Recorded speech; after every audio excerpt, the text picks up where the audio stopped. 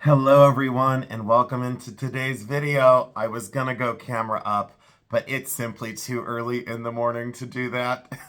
So I want to welcome all of you back in and thank you so much for settling in with me. If you ever have to, you can always come back and watch my videos at a later time. I'm open 24 hours a day, 7 days a week, 365 days a year.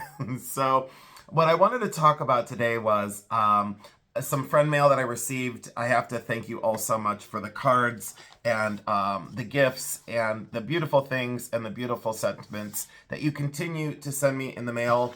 And this book was fantastic from a viewer. And I did receive some gemstones, some art glass, 2 sculptures, actually some cash in the mail, which I was so happy about. Again, I was like, wow, this is awesome. So thank you so much for continuing to shower me with love. And you know who each and every one of you are. So I do very much so appreciate that. What we're going to do today in this video, we're going to do another unboxing, and 92% of what's inside of this box came from an estate sale. So when I say I always answer my phone, and I answer my phone basically 24 hours a day for estate sale calls, I am going to be doing an estate sale in Medina, Ohio, which is not very far from where I live, but also it's a collection of Victorian furniture, Victorian decorative arts, Victorian jewelry, and Victorian glassware. So very, very interesting because it's rich in history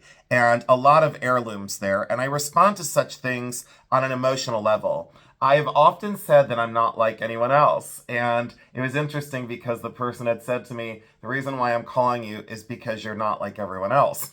So that's both good and bad, depending on, what day it is and who you are in my life. But thank you for accepting me for the person I am, my truth and transparency, and all the information that I share with all of you. So these were another parcel of diamonds that came in. I did put them into this container, and there are some great early diamonds in this. I was super excited about that. That was awesome. The brooch that I was wearing today, the Victorian trembler, so this flower trembles, and then the inside trembles as well. So that is that Victorian trembling diamond brooch, and silver-topped gold. So I always show you the front and the back so you can see the construction on such pieces, and loaded with very early diamonds. The approximate carat weight on this is difficult. It's around 4.5 carats of diamonds. There may be a little bit more, there might be a little bit less, but weight approximation is difficult from time to time. Let me get in there and show you the mechanism that does tremble. The flower does move back and forth on a spring mechanism. Now you can see the construction on the back as well. So yeah, I've often really, really loved this, and I decided to wear this today. I just thought that would just be great for today. Springtime, what do you know? I wish I could zoom in a little bit more, but since I'm recording in this direction, it will not let me zoom in. So this is the best I can get. The box itself was beautiful. This is Sirocco wood, and I'm very familiar with General Line Antiques, and immediately I knew that this was Sirocco wood.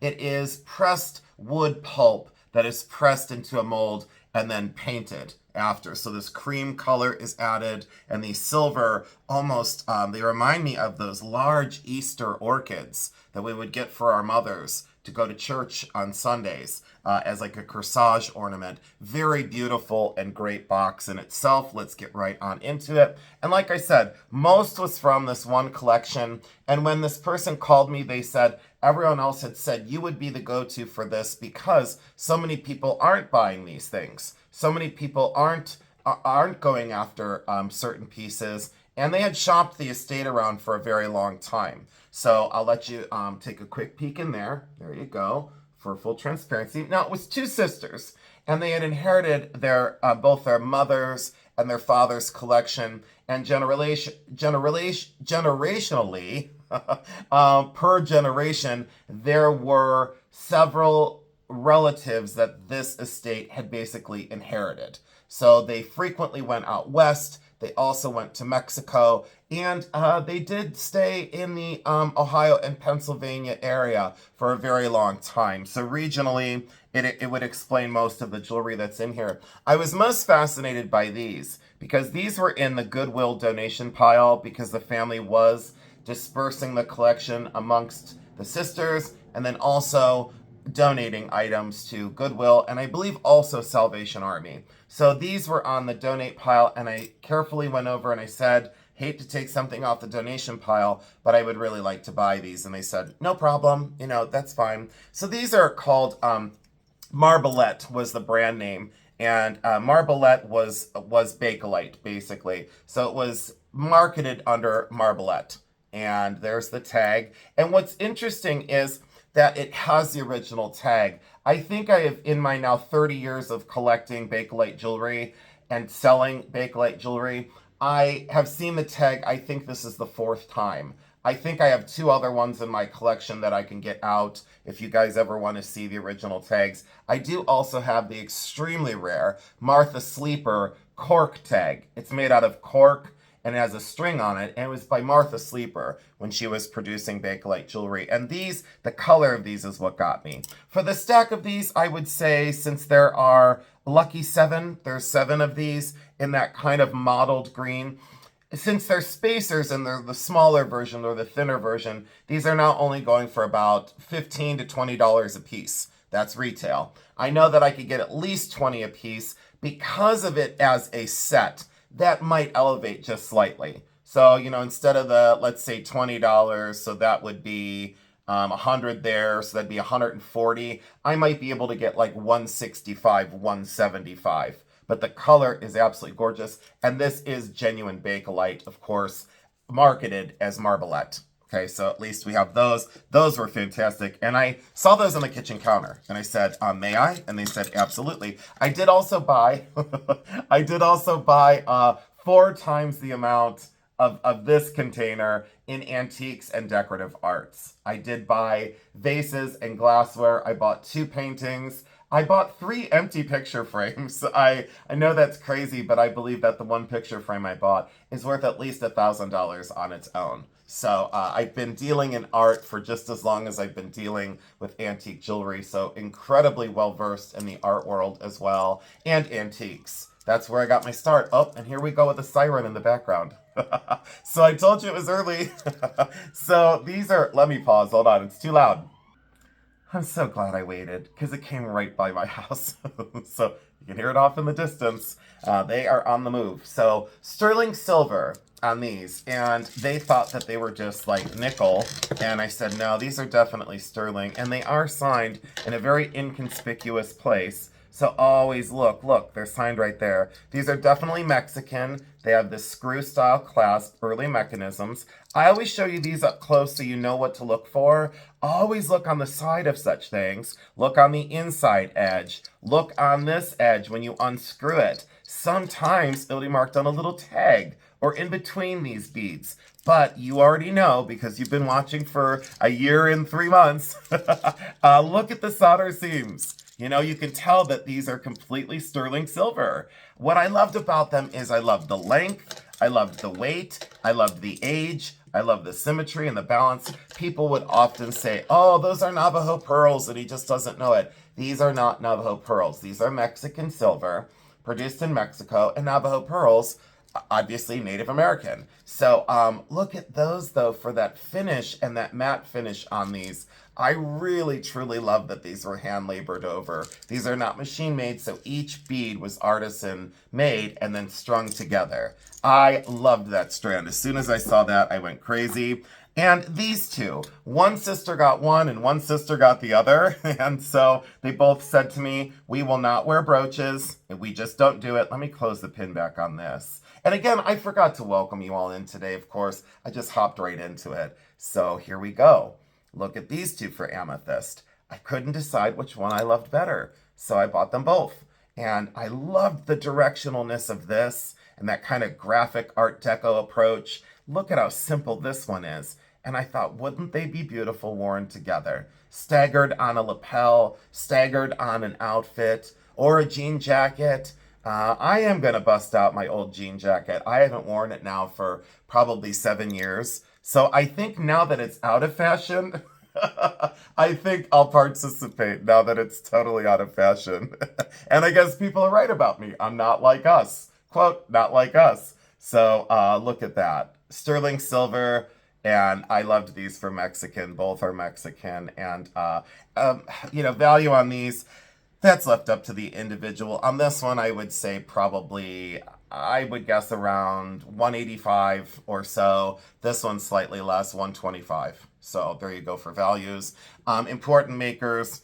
No, this one could be by Beckman. That one might be by Carmen Beckman. I'll have to look that one up. And then this is just one of the thousands of makers that, just was producing. That's all. Can't believe how out of center I am with this. But I wanted to leave my gifts out on my desk. There we go. There. Now I feel better. People that are OCD are probably like, could you scoot over just 1 inch? And I'm like, hold on, let me try and please everyone in my videos. Impossible, by the way. This is sterling silver, and I am going to keep this. That's turquoise. This was the father's, and very early Navajo made. And I loved this very, very much, and I will wear this. It's very similar to one that I already had, but I'm okay with that because I don't know, there's just something about the energy on this ring. And I'm a strange collector. When I've said that I'm not like anyone else, I've built a collection that wasn't based on what others were looking for at the time. There are so many times that I saw things and I was like, I wonder why people aren't buying those. I wonder why they're not selling. And then now all of a sudden, 20 years later, now they're completely very sought after because supply and demand. And I was like, well, I guess maybe I was slightly ahead of the curve each time. These are interesting. So many, many years ago, I was buying shell beads and, well, I won't get into specifics, but I did sell a multiple strand. It was 3 strands of shell beads and Hawaiian. I won't get into specifics until I do the video on shells. And I sold it for $900. If I had that necklace back right now, it'd probably sell for around $3,000. So the price of shells, depending on what they are, have gone up. And this is a perfect example. So, and then these came from another location. So, but why I wanted to put these together is my intention is to wear both of these shell beaded pieces together. The one on this side is known as their MAIREENER beads. And it's spelled slightly different than the normal MAIREENER. It's spelled MAIREENER.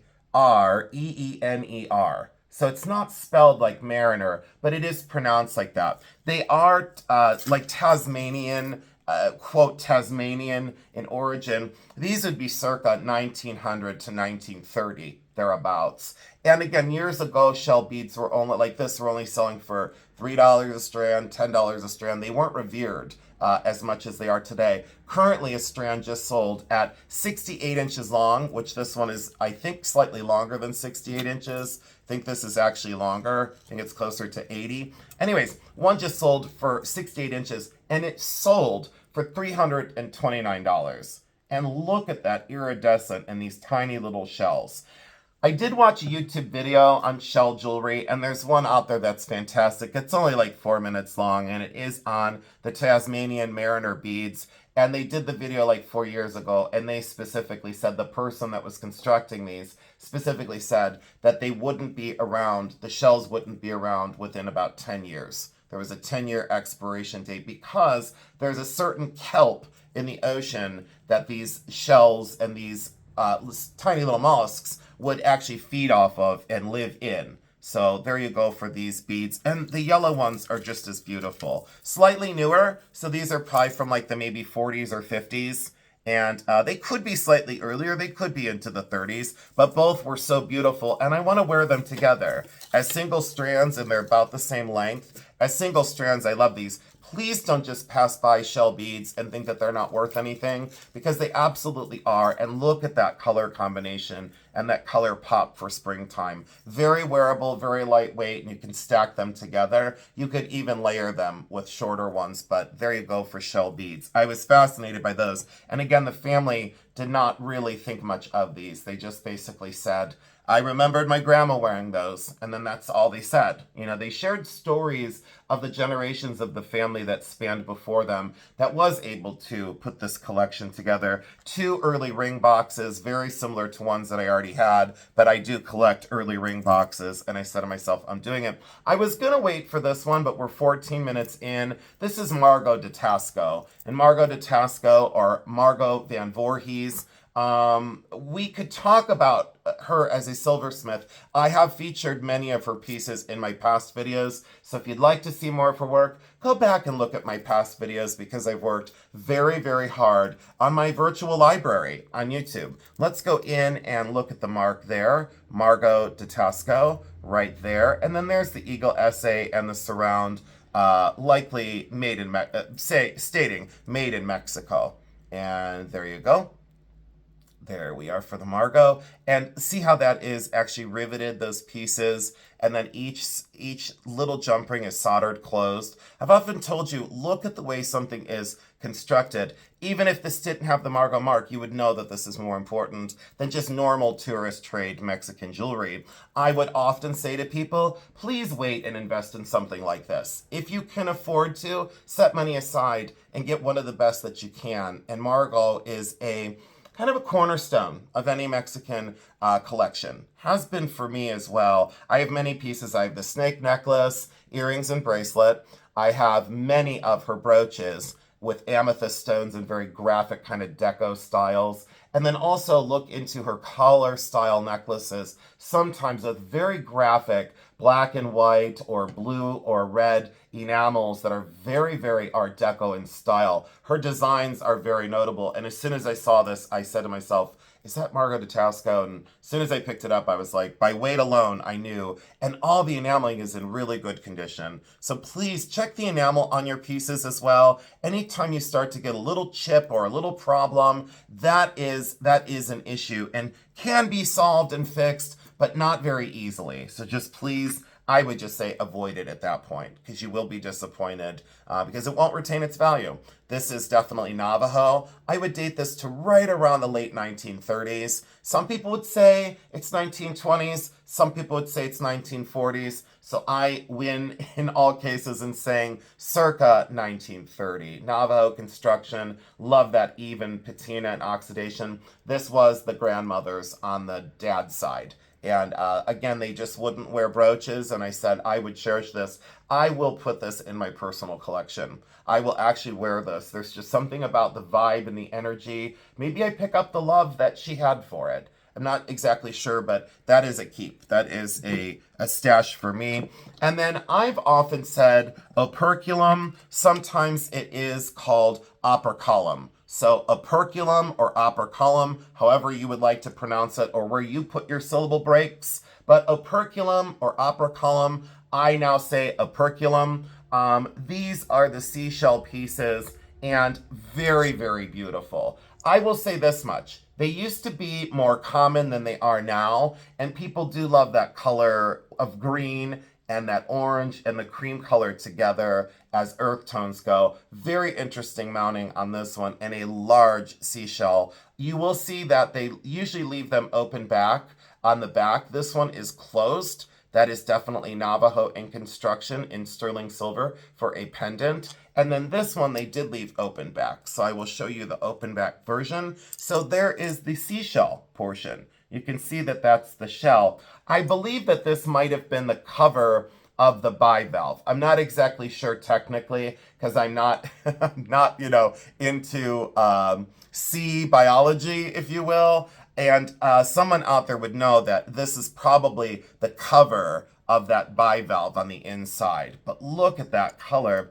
Some people do think that these are more Victorian. We've often thought of these as just after the turn of the century in that festoon style. So I would never consider this one specifically Victorian, and also because of that clasp. That is not a Victorian clasp, and that is original to this piece. That is much more, even this one's 20s, 30s, into the 40s. So they did continue to make these for a long time. Stylistically, I could see how someone would be misled and say Victorian. That one is definitely not. Sterling silver, and look at that construction. Very cool, very affordable still, and something that I think might pick up in value. It's possible. So let's lay that out. Let's lay this out. And a lot of pieces and parts. I didn't put everything in this box because there was, let me go into this box real quick. Let me move all this out of the way. This video is taking longer than I thought.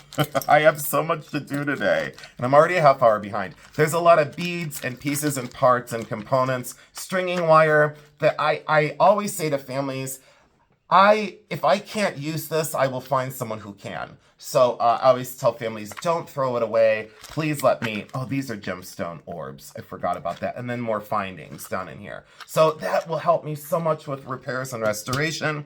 This one was an interesting story. Let me move these discs out. Those are just die pressed. Probably were supposed to be hat pins or buttons whenever. And then let's see here. Let me line these up to see how much more I have to go. Not that much more. So stay tuned. This they took to, I think this was a pawn shop. So let's see here. Was it a pawn or was this? I'm confused on this one. But anyways, it was $25. And I said to myself, I would sell this for more in the vicinity of $400 to $500. And there's a reason why. So as most people look at this, the only thing they see is a turquoise and sterling silver ring. That's what they see. They don't see anything beyond that.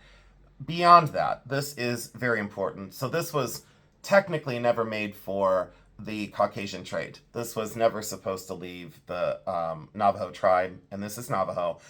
This used to be an earring. So that drill hole, this used to be threaded through the ear on like sinew or on cord. So that was an earring back like pre-1900. So maybe around 1890. Let's do it this way, 1885, 1895, let's say that. So just before 1900, and that's guaranteed. So very early turquoise gemstone, not high polished, because of course it wouldn't have been back then. The drill hole was to thread through the air, so when people see this, they go, well, there's an imperfection in the turquoise. Sometimes you will see that the Navajo silversmith fills this in with a silver rivet or a little silver ball of silver. They will fill that in. They did not do that in this instance because they revered this as their previous family members' single earring. Maybe one relative got one earring and the other relative got the other earring. One made it into this amazing ring. This construction on this ring is extremely early, pre-1920. I can guarantee that. Can I guarantee it's post-1900? I can't. It might be before. I don't know. So it's getting very difficult to tell that. Very thick metal here, extremely thick, kind of omega shank. See where that hits on either side of that? Very early construction. I know they were still made the same slightly later into the 30s and 40s, but because of my experience with Native American jewelry over the last 30 years, I did help a few auction facilities about 8 years ago do their Native American catalogs. And I learned so much from the experts in the business. And I was a sponge. I kept my mouth shut and I listened. It led me to things like this. I don't even think I would sell this for $400. I might sell it closer to a retail of like $600.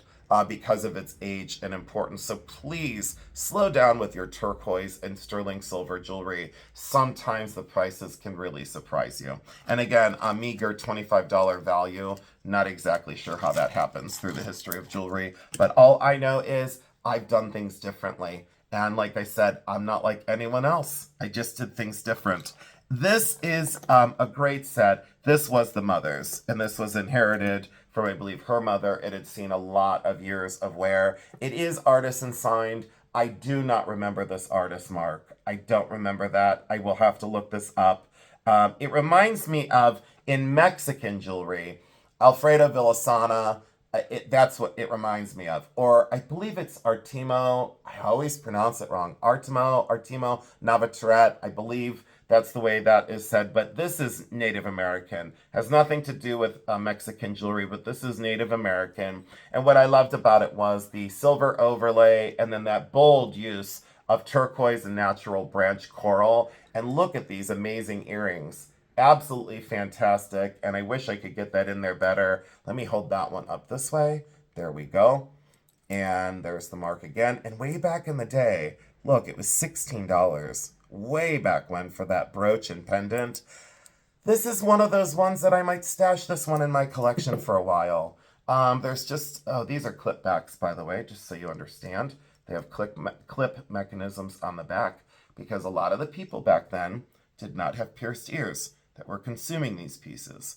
Red, coral, and turquoise. Look how daring that bezel is. to follow that branch coral with that bezel, whiplash and coal. Look at the balance of the really deep red, that very warm red, and then that punch of blue. The push and pull between warm colors and cool colors had always made me extremely happy in silver and turquoise and coral jewelry. What a set. Absolutely incredible stones. The craft is something that we just don't see these days. So I loved that one as well. Let me set these over here, get this over here on this side so you all can still see the pieces that I go through. Now, this was interesting because the one daughter used to wear this and she said, it's too heavy. I said, okay, it's not too heavy for me. So this is the corn necklace. I've had ones similar to this in the past. I think I've had this necklace, maybe this is like the 7th version I've had. Oops, let me get the side right. There we go. Now we're good. So it's plain on one side and has the corn on the other. And check that out for stamp work. So there is the corn pattern on these really beautiful, almost sterling silver pillows. This is a fantastic necklace, and I was glad that it was too heavy for her. I said, yeah, that's a definite buy for me. And like I said, I'll buy things that other people won't consume, and it's happened for 30 years. That's how I got on the Antiques Roadshow too. And let me hang this up here. Let me put that on the back of the box. No, it's not gonna wanna sit here. We'll drape it here for right now. So we'll have something inside the box still. I never like to see an empty space. You should see my walls at home. So I don't like to see empty areas. Am I a maximalist? I don't know if I like that term. Do I have to like that term? Am I allowed an opinion on the word maximalist? We'll talk about that in coming videos. This is fantastic, and I was so depressed because I said there's only 6 zodiacs on there. Well, of course, flip it over. There's the other 6. So this is that large Mexican. Look how thick the silver is on this. Sterling silver Mexican zodiac. This is a keep. This I can't let go. I'll see these normally much, much smaller and kind of chintzy, you know, made for the tourist trade. Then when I see this one with all this hand engraving on here, I went crazy. I think it's signed. Yeah, here we go. Signed on the jump ring. You'd miss that. You'd think that's just a little dent. It's signed on the jump ring. And that's a for sure yes. I loved the oxidation as well. And neither sister, they said, nope, not for us. They liked very delicate pieces. They weren't into the big and bold and chunky. And I got lucky because of that. Look at this one. I could talk about this for 45 minutes, but I'll just let you take that in. Definitely Navajo, late 1930s on this specific version. Look at that frame on that wonderful translucent agate stone. That is just a winner. And I said to myself, not only do I love the stone, but I love the shape, I love the size, it's very compact, and I loved that frame. Talk about classy and handsome. I could see this being men and women. I could see men or women wearing this. And I've always considered jewelry unisex. I've never considered it, you know, it has to be this or it has to be that. That's the way I've always seen it, and this was too cute. So I'll pin this on my bag. This will be my good luck charm. Look at that little guy. And way back when, there's the little crayon mark from way back when. And what was that? Hold on. This was $3.50. That was $3.50 at the Trading Post. And I said to myself, wow, probably today I would pay $95 for that. That's what I would pay for it, but that's an early one. And you can see that kind of early casting on the back. Really wonderful for sandcast, absolutely gorgeous. These will have to come to another video. But that basically concludes today's, and before you ask on these are prehistoric, and I need to do a lot more research on these. They are conically drilled. They are conically drilled and hand drilled, so the hole is bigger on both sides than met in the middle. So they were drilled from one side, drilled from the other side, and these are very early stone beads. The one daughter had a conflicting story from the other daughter on origin. I usually know where these are from. So we'll get into this in a coming video for sure, because I have a lot to say about early stone beads. I do have some Egyptian beads, faience beads that are ancient in my collection as well. So I'd like to hold those and bring that back to that video. I think that sums today up. I had an amazing time with you. I just, again, want to thank you for all the love and attention. I hope you liked this unboxing. I'm going to try and do more of these as collections come in to me, I want to be transparent and show you how the items come in before I process them and then sell them. We do sell on Bully Run Coffee on YouTube every Tuesday at 7 p.m. and I also still sell full-time on eBay. I do want to say thank you so much for your time and your attention. I hope you have an amazing, amazing rest of your day. I love you because I do.